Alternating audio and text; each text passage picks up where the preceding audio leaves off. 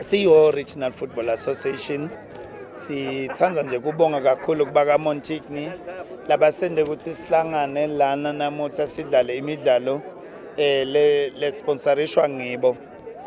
Lokuhle kakhulu nje lesikubonga ukuthi sive siphume ngetinkani la eSpokosini. Kuyakhombisakala ukuthi imidlalo vele bebayilambele le game lena bekuyigame lematima kakhulu.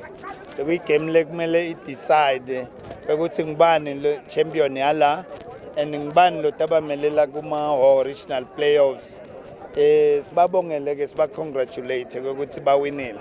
Lokunye lesikubonga kakhulu ke kuvakashelwa nguminister wetempilo lophindze abe ngumhlonisha wakulendzawo nendvuna yenkundla lekhona lana lekuchaza ukuthi ngiyabona nabo ubuchopho bagcwele khona la le ngishothi into lenhle leyo lokuthi inkundla ikhutsate le youth ukuthi ibe nayo lemidlalo lenje.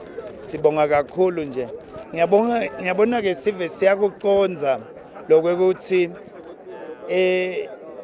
i-main motive ya Montigny ukuthi isite yona imiphakathi nabo bangumphakathi bakutsathe kube kibo ukuthi emahlathi ayimpilo angiko konke because umnotho wethu uphindze ube semahlathini. So kumqoka kakhulu ke ukuthi njengoba siya vele kule season lena lembi isizini levame kuba nemililo lemkhulu lebesilimata lamahlathi sithi nje ngwe wonke umuntu akabe ayehlabe emkhosini nabona nje umlilo vele sathi kahle ukuthi kufuna siucime ungaze wente umonakalo lomkhulu.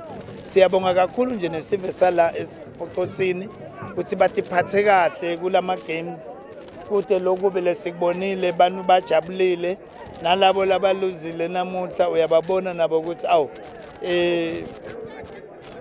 Nkosiyami ngiloko nje ukuthi baluzile but nje kude laba kusolako ukuthi bendeleke phansi. Sibonga kakhulu nje Steve ukuthi iphatha kwato nema teams nawo wonke umuntu. Sibonga kakhulu.